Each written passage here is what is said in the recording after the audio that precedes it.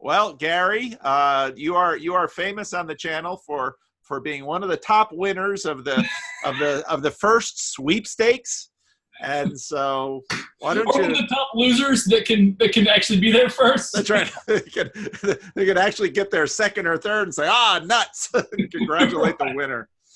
So you told me a little bit about yourself. What's on your mind to talk about today? All right. So obviously, for quite some time, you've been talking about Jordan Peterson, and that's how you really sort of got on the status rocket, as you put it. So I thought that I wanted to talk a little bit about Jordan Peterson and this idea of meaning making. It's like part of what I do for a living is making meaning.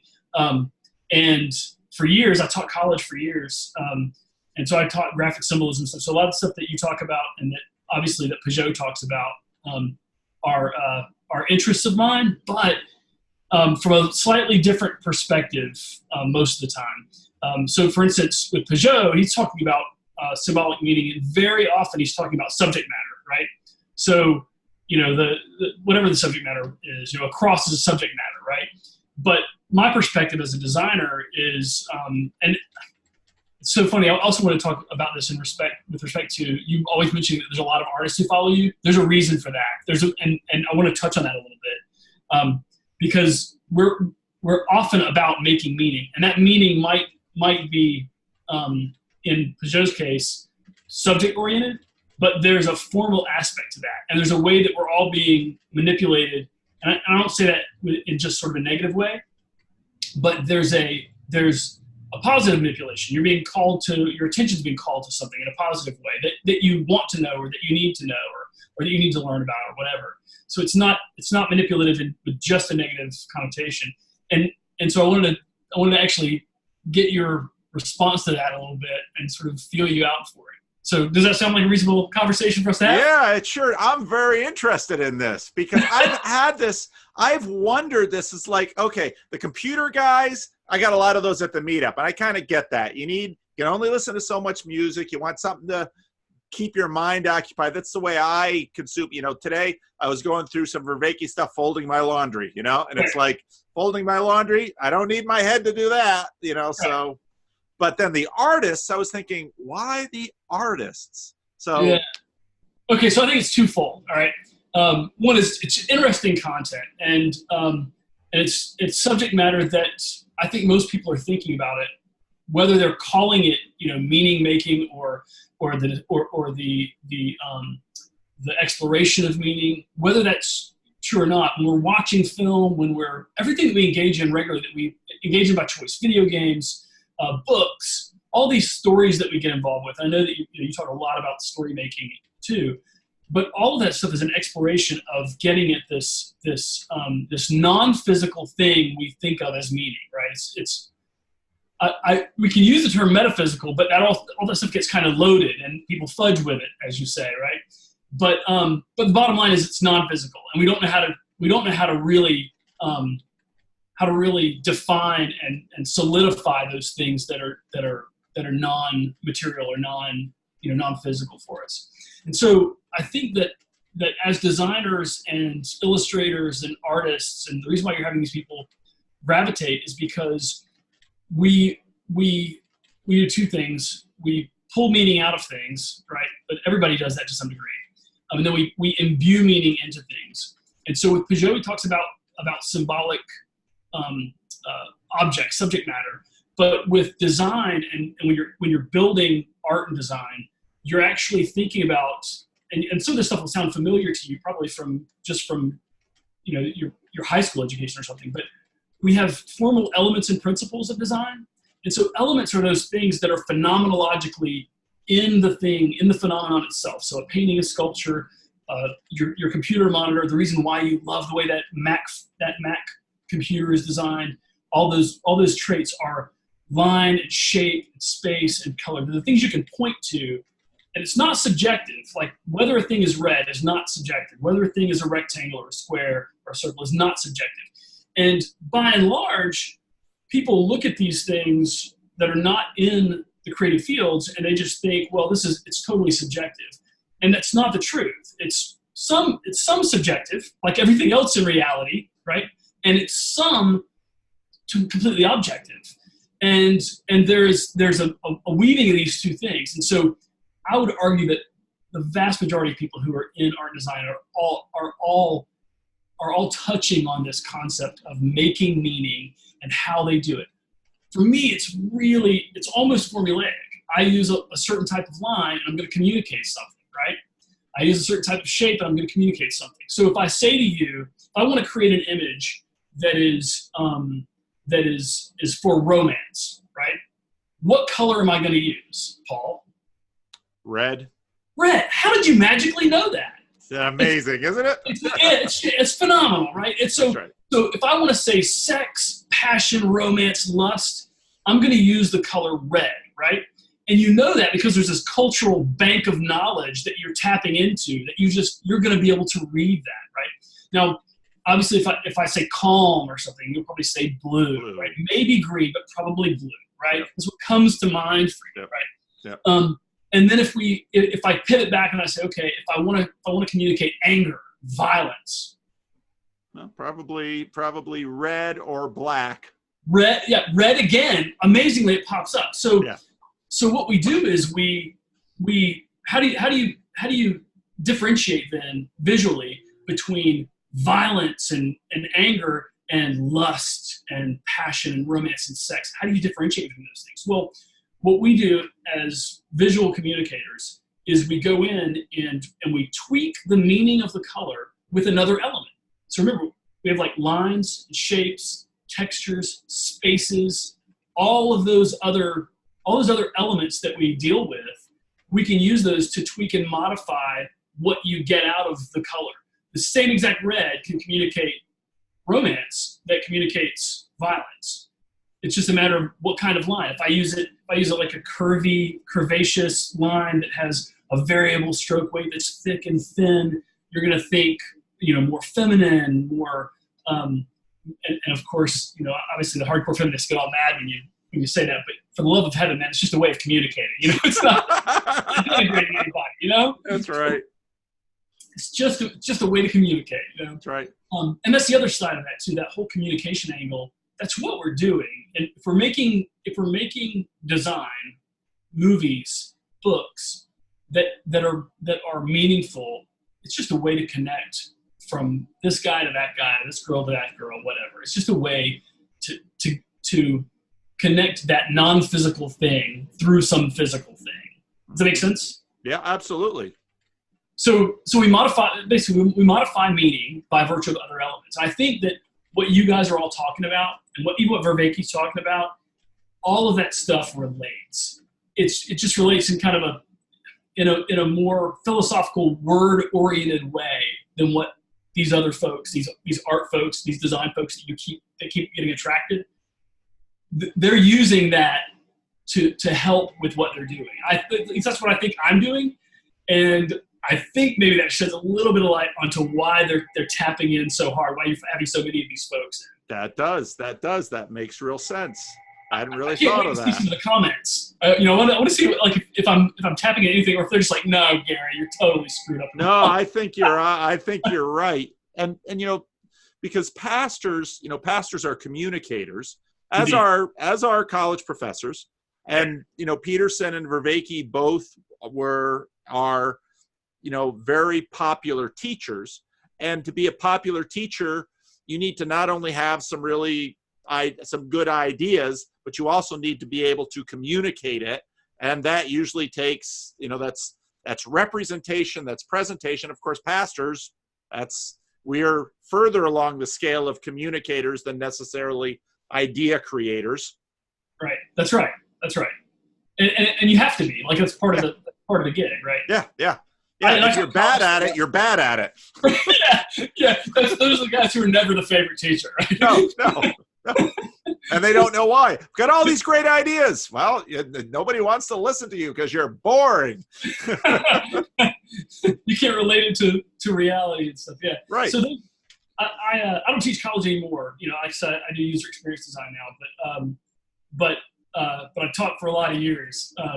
And it's just, to me, it took a while for those things, even I would say even after I started teaching, before some things started to gel and to be able to say, okay, these are the mechanics of how it works. And there is this, I used to tell my students for years that that what we're always going for when we're making things for meaning is that epiphany moment, that connection. And we experience that. Everyone's familiar with it because we experience it when we hear a good pastor or rabbi or a politician even, heaven forbid. Yep. But we hear them say something that we know somewhere in our gut is true. It's right. It's like they've actually got it. They've got the concept down. And when they do that, the reason why we have that feeling of certainty and that yes sort of reaction is because they've put in more concrete terms something that was previously merely felt or empathized with or something like that. It was some sort of ambiguous thing, and so they clarify it, and it just crystallizes for us in our minds. So we respond really well to that. I think that you and Vervaeke and Peterson are doing exactly that thing. There's words that are coming in that people are able to ground themselves and sort of attach to and go, I knew this was accurate. I knew this was right, but there were never words for it before. So I either pushed it aside, ignored it, or it just itched my brain. It's just that scratchy thing. Right. And so I guess that dovetails a little bit into what Peterson's doing. I get the impression that you right now are thinking that Peterson sort of had a moment, and will he have another moment, or is it kind of subsided, or like, is that where you're at with it? Yeah, I wonder. Well, and part of the problem is that I'm on the bleeding edge of this. And so what you recognize is that there's whole lots of people out there who are continuing to discover Jordan Peterson, and they are continuing to have their moment, but Peterson's own chaos order thing, once you've internalized enough Jordan Peterson, then you start looking to feed along the edges again. So a whole bunch of early adopters found him early, and you've got that normal curve of early and late adopters, and so that wave sort of goes through. But Jordan isn't putting out new stuff. I listened to a lot of the content, all that I could in terms of his book tour, and I tended to find those talks a little bit rote and familiar. And I've talked to some people who've been listening to Jordan Peterson for 20, 25 years, and they say that it's all the same stuff he's been talking about forever. And now he's been in a little different context, and so some changes of context to add some new interest. So, but then the question will be, if he goes into Exodus, so part of what I've also done is pastor training. Mm-hmm. And I'm reformed too, by the way. Okay. I go to a church here in Savannah that's 250 years old, man. Oh, okay. So what's fun when you train lay people in preaching, a lot of the people who are interested in lay preaching, they've got a sermon that they're working on, and they've got a sermon that they've wanted to preach. So you basically help them get that sermon out there, and boom, then they get their sermon out there. And for a lot of them, it's like, what do I do now? I've been 10 years sitting on this egg. And part of how the Bible functions is that the Bible is this massive, very fertile thing that when you intersect with it, stuff comes out. And so the fact that Peterson had such a valuable and volatile interaction with the Bible makes perfect sense to me, because the Bible's been doing that forever. Everybody, right? Yeah. That's right. Even the atheists who read it, there's some reaction. Yeah, I'm totally right. And so it's like, okay, Jordan, you're probably not going to do anything very interesting until you go back to the Bible and start talking about Exodus. And then there might be some interesting stuff there. But until then, we're all sort of waiting, and we'll see. I think his wife's illness is the stutter. I don't think it's that he's exhausted. And so that's what I was kind of thinking that maybe you're into, but I don't think that's, now that you've said that. No. I think you're exactly right. When you're, and he and his wife are close. Yeah, apparently. traveled with him everywhere. Right. And that doesn't happen unless these two are really, really close, because she sets aside everything to be with him on this whole journey. So then when she gets ill, that's huge for them. Yeah. And so the fact that, I mean, for anybody who's been married any length of time, or anybody who loves their spouse, genuinely, like, yeah, of course. Right? So it'll be interesting to see. There's a lot of pessimism about what this next book is going to be, and I share some of that he gave us. So he's got 42 rules. He gave us the top 10 or the top 12. Right. And so there might be 2 or 3 kind of helpful ones in the next batch, but there's gonna be a diminishing return. He should have written 12 rules for death. That would have been more fun. Wow.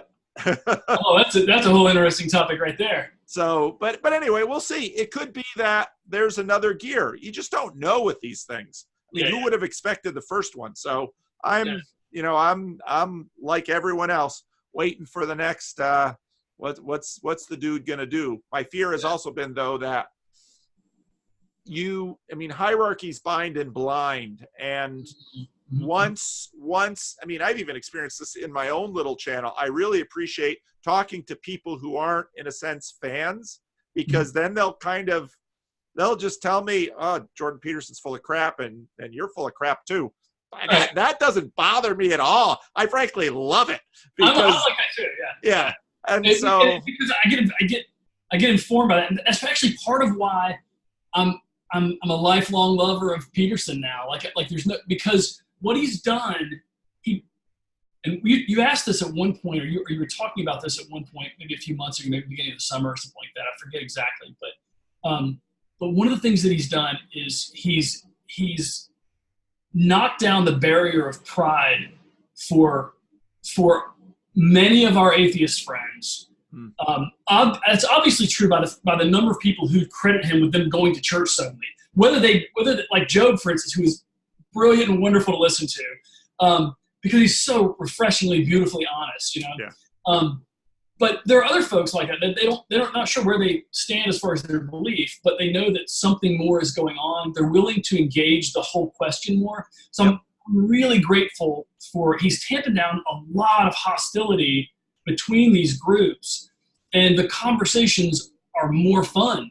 Yes, They're more fun with our atheist friends who are open to us, and when we open ourselves that same way, the conversations are more fun, and I think we progress someplace. Yes, it's better for us as theists, and specifically as Christians, but also for them as atheists. Suddenly we're not enemies, but we're on this. We're trying to figure something out together, a puzzle that's more communal, more open. It's not the travesty we see in the political realm these days. That's so ludicrous, where the other guy has to be the bad guy, rather than the other guy having to be the bad guy. We can be on the same boat, going, "Hey, let's steer it this way." We can argue about which way to steer it, but he's not the bad guy because he wants to steer it a little bit to the right of the iceberg. If you want to go a little bit to the left, that's right. That's exactly right. and that I think you really nailed it. That's been a real problem between Christians and atheists, and it's a real problem with a lot of the material that's been presented by the celebrity atheists and the celebrity Christians and apologists. That material I just find boring. Yeah, and I think it lacks real depth. Really. Yes, a lot of it does. And we're having the same thing in politics now, which is okay. So he's a socialist. Well, now we know that. What else is new? Let's talk about this. Or so he likes grabbing women. Okay, we know that. Well, let's keep talking about this. And I actually saw Condi Rice was on one of the Sunday morning shows, and she said, all this yelling, you're a racist, that's just an attempt to shut a conversation down. That's the wrong strategy. We should be opening. So, okay, maybe he's wearing robes, and and maybe he's a Klansman. Okay, well, what are you going to do then? Stop talking to him? That's exactly who you should talk to. I think the options that we're giving each other right now culturally are just murder that guy. Yeah. Right? That's where it seems like we're heading. When the reality is, I don't want that for either side. Exactly. I be passionately on a lot of the guy that you talked with today, Jeff Q. That was so much fun. I knew people were going to hate it.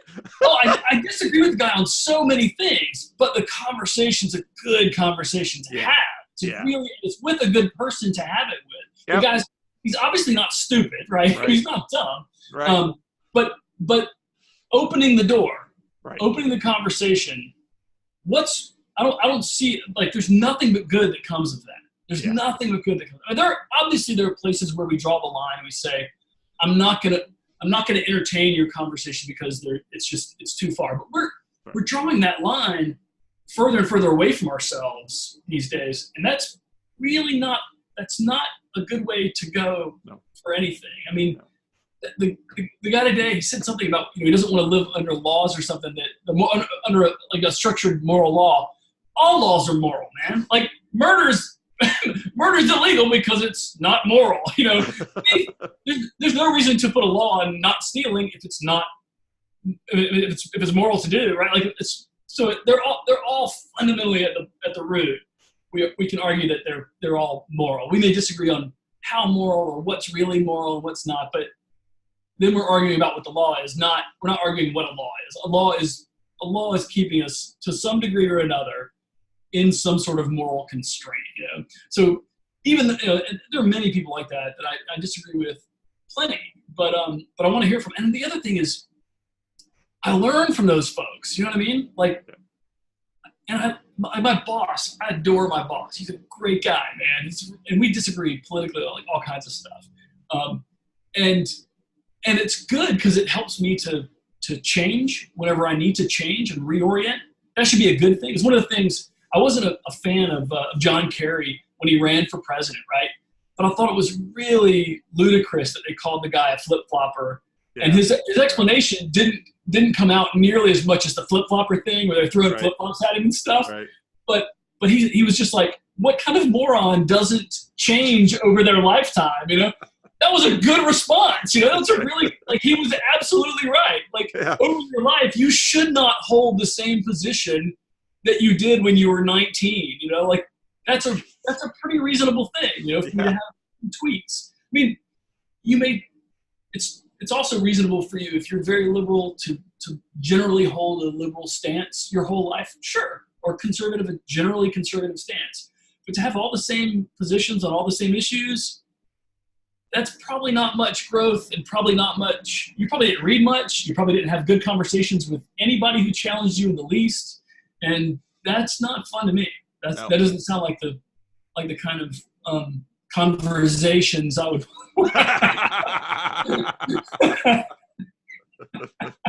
No, I agree 100%. I agree 100%. And so, and it's been, so having a YouTube channel has just been a fascinating experiment in that because it's just amazing. People are just incredible.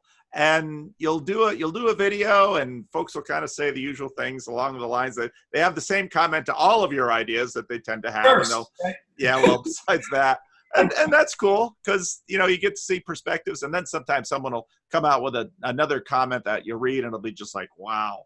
And it's interesting too, in terms of time, when my channel was just new, I think there was more diversity in the comments and that could be just the chaos order thing that now more and more territory is mapped for me. So now I too am feeding further afield, but in a Christian dynamic, I mean, and again, that's part of a religious landscape that there are certain people for whom, well, our Lord changeth not, and so therefore we ought not either. And it's kind of like, well, we're also sinners. So if you're a lot like the Lord to begin with, then maybe you don't need to change a lot. But I got a feeling most of us aren't.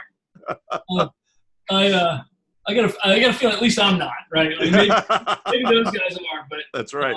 If I were enough like him, I wouldn't be concerned with changing much. But I'm too dastardly. But it's fun. It's just been fun watching. I mean, again, I kind of got into this because I figured I'd have a handful of new conversation partners to talk about Jordan Peterson. I got way more partners than I thought I would, but that's been really cool. So I've just had fun with it. Yeah, it's actually really exciting to when you run into new people on here. And then, of course, the randos are now having the conversations and stuff. Yeah. There's some great stuff in there, man. There's some really good jewels in those conversations. There is. I gotta find. I mean, I've just got so much stuff to listen to, though. It's like, ooh, competition is tough in terms of, I've got maybe an hour or two a day to really devote to listening to something most days, and so it's what's it going to be. And usually it intersects with, what do I need in terms of, if I want challenge, I'll listen to something that's complex. If I just don't have any more energy, I'll listen to something that's dumb. It's or dumber. Yeah. Easier. But the most gratifying thing of the whole experience has been the proliferation of voices and conversations. The Randos channel, Mary's channel, Karen's channel, just watching these people do their own thing. And I don't have enough time to listen to all of it. But dipping in, it's so cool. And just, meeting you today too, there's so many amazing, smart, cool people out there, and to keep meeting them day after day, it's just too much fun. We get to, I think those of us watching this channel and stuff, we get to meet them by proxy, right? So, and it's really compelling, to me at least, to see these people with these very different backgrounds coming at things from different angles. Job always comes to mind because he's hilarious to me. He's atheist and goes to church and he's seeking hard. It's so endearing, man, because he's just so damned earnest, He's just deeply earnest, and that's always sort of an attractive quality in somebody when they're just thoroughly honest and no pretense about it. And so, everybody has some pretense. By and large, man, he's just kind of laying it out there. Yep. It's also kind of encouraging to see that, but there's a lot of folks that are like that. There's a lot of folks that you speak to that they're just really interesting, man. Well, and this has always been something that part of what has been and I completely understand why it's there in church culture, where honesty, you risk status in a church culture with radical honesty in so many church cultures. And for me, that's what's been so much fun about non-Christians, in that in many cases, unless it's a political thing, that's why political conversations are so boring. Unless it's a political thing, they'll just tell you what they think. Yeah. And it's like, oh, thank you. Yeah. And so many other people think that way too. So, and people, in church, people are like, well, I want people in church to be more transparent. Well, you kind of do until you don't. Because All right, so I have this theory that there's in fact, C.S. Lewis talks about it in The Weight of Glory, which is like a collection of essays. Yes. Where he talks about circles, these different rings, so for people who haven't read it, it's like social rings or something where it's not exactly a clique. There's a logic to it, and it's okay if you understand really kind of what's going on.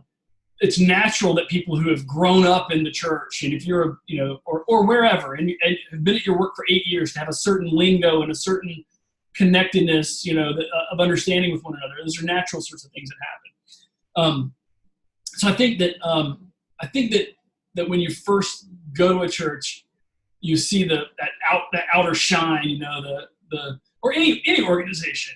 But when you get deeper into it, I think you do get some honesty. Like after some period of time, but it takes a little while. I go to a very traditional, conservative, Reformed Presbyterian church, and I love it. It's like right up my alley. It's great for me, but it's not for everybody. One of my closest friends in the world invited him to church one morning. He's like, nah. I'm like, you don't have to iron your pants. Nobody really cares. He goes, I wouldn't worry about it. They'd be straight when I walked in anyway. Like course, we just iron those pants for him, which I found absolutely hilarious,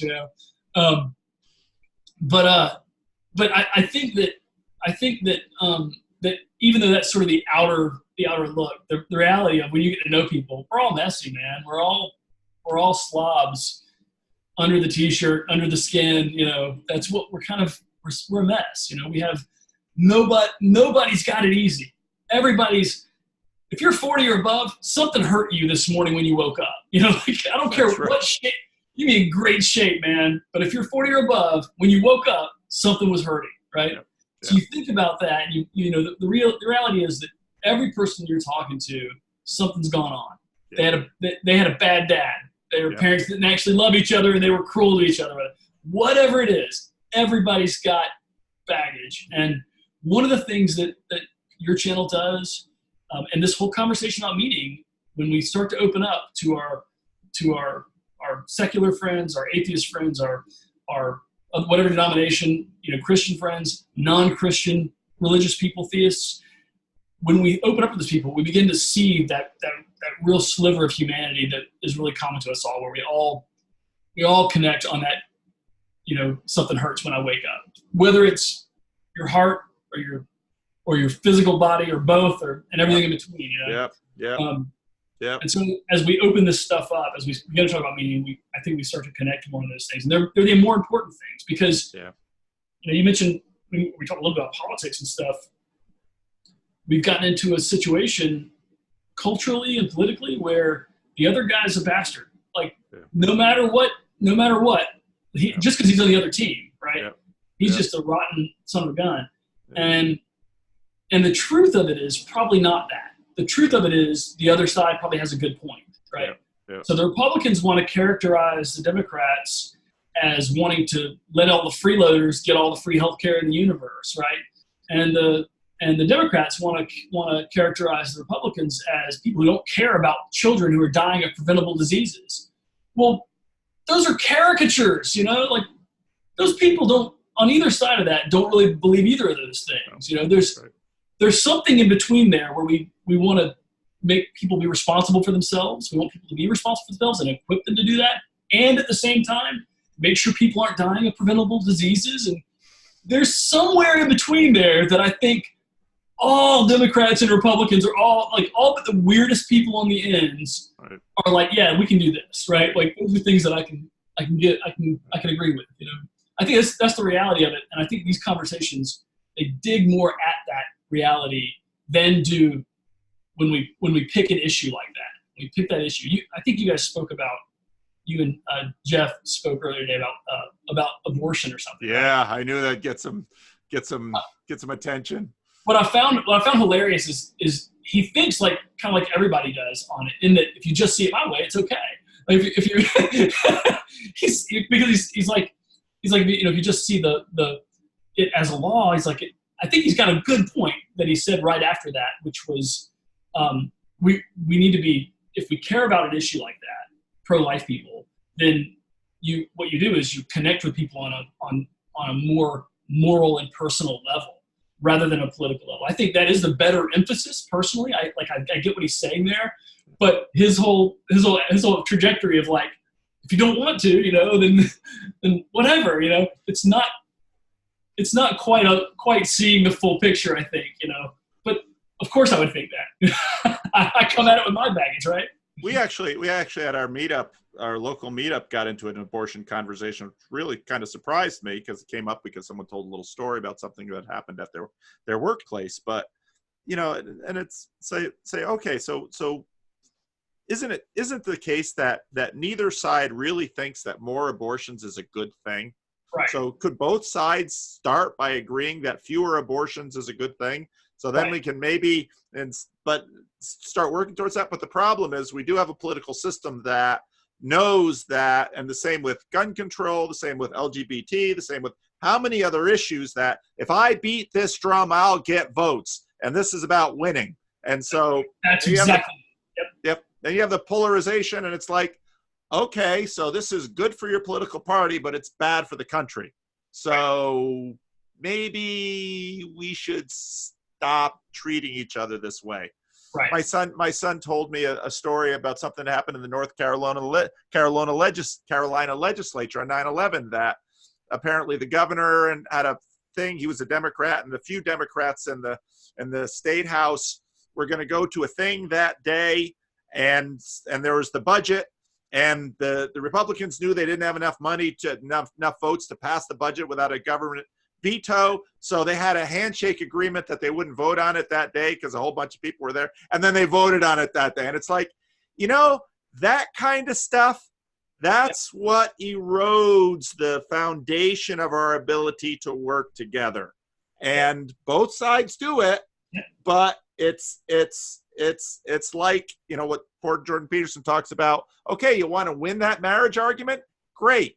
Now you've won. Yep. How good is that? Because now you're looking at someone who's lost. And maybe you should try to work this out. But then again, I'm a peacemaker and sort of a moderator, but I'm also a pot stirrer. So, which some people mentioned, because again, I posted that, I was having that conversation with Jeff, and Jeff's like, yeah, post this. I'm like, oh, this one's going to be interesting on this channel, because over time communities develop and you get a sense for the group. And I thought, well, this pot can probably use a little bit of stirring and folks will get upset, but that's better than having them all sleep, I suppose. Yeah, I think it's fine. I think it's a good thing to do. And I think that he seems like a pretty open guy, you know, he'll read it and take it and he'll be fine, you know? Oh, I don't think he'll even read the comments. I mean, he's you know, again, in our physical meetup, we got a whole group of people that are like zero on agreeableness. And really? Oh yeah. So our meetups are just, I mean, people will be, no, we don't do politics, but people will be debating. I mean, we had free conversations about free will way too many times. That's always going to come up. Yeah. But you know, if that can be within a realm where people keep listening, that's awesome. Yeah. Because they'll keep growing. Yeah. I think you guys are facilitating that. That's largely what's going on in these conversations. It amazes me the number of people that sort of cross-pollinate in some of these. I mean, it shouldn't amaze me because I'm doing it. You know, like, I'm not the only guy. I'm the only guy thinking like this. You know, but it still is kind of interesting that so many of these same ideas and people give each other ideas. And there's some great stuff, great content being put out there that leads to some really excellent places, I think, and good conversations. The conversations in your thread are really amongst my favorites because by and large there's really goodwill and there's not a lot of like just petty there is occasionally, right? There's some of that crap because we're messy human beings, but it's nice to see that by and large it's not a bunch of pettiness and nastiness and stuff. Yeah. And why stay if you know, and sometimes there'll be someone in the comment section that every video he's just upset and angry, and it's like, I don't understand why you're still here then. Right. You know, click on something. Is it that much?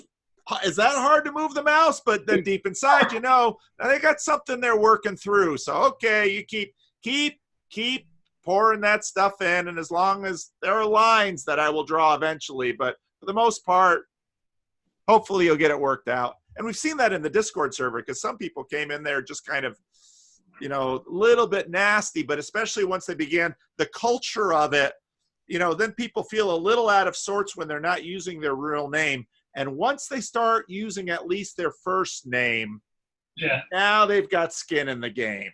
Yeah. Now they're not going to be a jerk and not have that look in the mirror and say, I've been a jerk.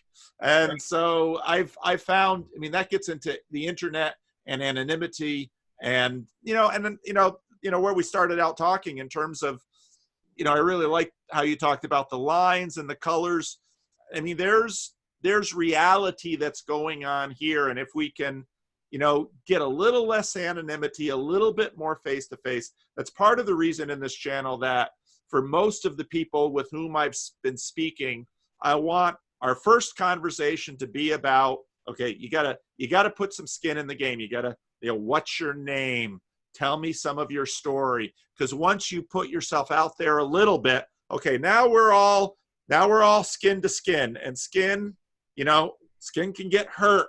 A little more tender. That's right. So maybe now we'll talk face to face, and we're not just gonna, you know, flame each other in text. Right. Yeah, I think it's much harder once you hear someone's voice and you hear their intent and see their face, all of those kinds of things. It's much harder to just be a turd. You know? That's exactly right.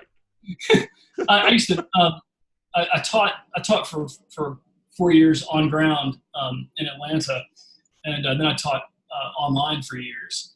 And one of the things that I started doing early, I was an early adopter of using voice and video feedback, and it immediately changed the mood of things, because when you do what I do, which is design work and everything, you're critiquing things that people make, right? And that's like, you birth that, just like you write a book and people get sensitive about that. Yeah. And so if you write to someone, this, it's not working because the lines and the shapes are communicating different concepts. Your lines are curvy and feminine, and your shapes are masculine, and you need to get this different feel, or whatever the criticism is. It's always uglier and tight. It's always uglier and tight. Yeah. But if you see me looking at you and saying it's not working because of whatever, then there's something about seeing the face, seeing the eyes, hearing the voice, hearing the inflection, and you know that I'm not being a dick to you. I'm actually someone who cares about your well-being and wants to see you succeed. And that's a whole different message. Yep. This sucks. Yep. This sucks, and I don't give a crap about you is a whole different message than this sucks. I want you to be better. That's a whole different concept. And it doesn't come through if you're just typing in words too frequently. Yep. So that's part of, like, generally I try, I'm not always successful at this. I decided a few years ago to just do this, to just give the benefit of the doubt right off the bat. Just assume the best intention from almost everyone. I heard, the comedian Louis C.K.? Yeah. I heard him say something in some interview one time about how you get older and you get, you either get crustier and you get more hard shelled, or you get softer and more wishy-washy. And I thought, even before that, I thought, I'm already conservative enough. I don't need to get a crusty shell of conservative where I hate those other guys. I don't need to be that. That's not. And if I think back to the nature of who I am anyway, I like people more than I like my being right, more than I like my ideas anyway, really. I enjoy their company, and I enjoy getting to know new people and learn things about them anyway. It's just the fundamental nature of who I am, And so I made a conscious decision not to go the crusty route, Yep. Well, and I agree 100%. And people are a pain in the neck. I mean, I know as a pastor, I know that, but I also know that they're amazing.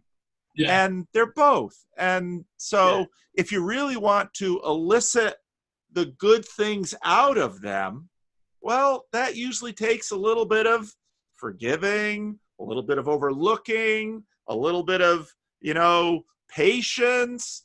And I've seen many people, there've been very few people that I couldn't one way or another, pull them a little bit out and say, okay, and I'm not here to hurt you. I'm, generally speaking, I'd love to bless you. And they'll curse me or something. It's like, okay, you know how to curse. Let's, let's keep going.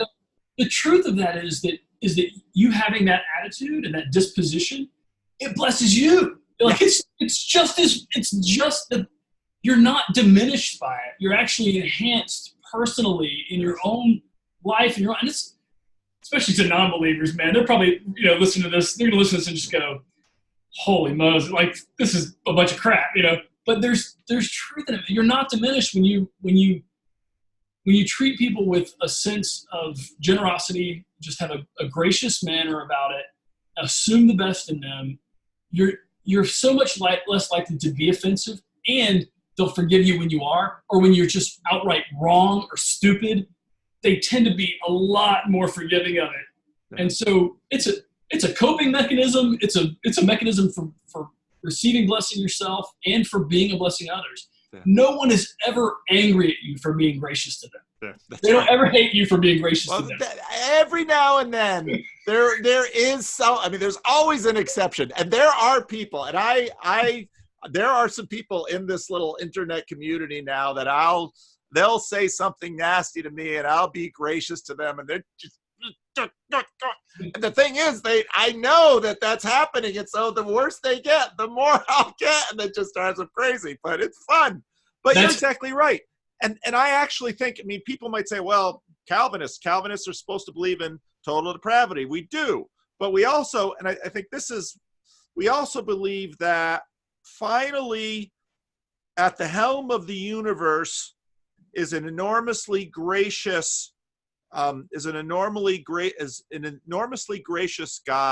that would go to the lengths of giving his own son for the redemption of this world. And right. if that is who is at the helm of the universe, well, then why not be generous and optimistic and giving? That just to me is like, I've got more liberty to do that than Brett Weinstein, because he thinks it's up to us to save this thing. And I'm thinking, boy, if it's up to us, we're really screwed. Yep. I find Brett, obviously, man, that guy's a genius. He's so smart. It's crazy. Yeah. So many of these guys are just, it's wonderful to hear him talk. I love to hear the guy talk. Me too. But I find it hilarious that he's like, we basically have to come up with something else. What is that something else? What is that something else, man? Like you can't even conceive of it without talking about the things that already exist. Another thing, the guy from the day was talking about how Christianity and Judeo-Christian things don't permeate into our society the way that Peterson sort of supposes. But he's wrong about that. That sounds so negative. I think he's missing some things. Let me put it that way. Maybe he's not completely wrong. The Judeo-Christian we have a labeling difficulty to figure out what exactly, because we don't know, but what exactly, we know that these are special societies. We know that the world is trying to get to places like the United States and England and Western Europe. That tells us something. The world is acting as if these are the best ways to live. Now, how to label that, I don't know, but that's clear. Well, all right, so...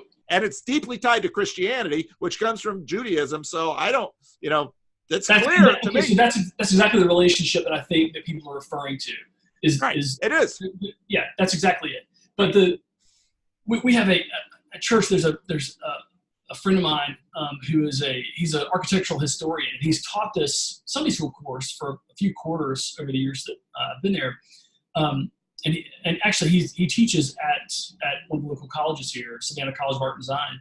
And he's taught this wonderful course on the history of architecture and how it relates to Christianity. And literally our cities are laid out, particularly on the East Coast.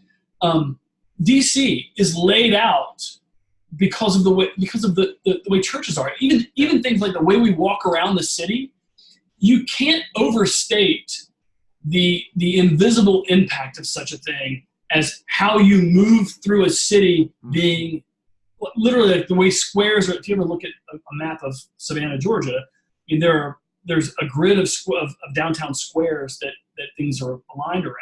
But they're, especially up and down the East Coast and in Europe, they're ordered according to churches, really, according to how to get to church and where life is centered around these things. Yeah. And you don't just have that and it have no impact.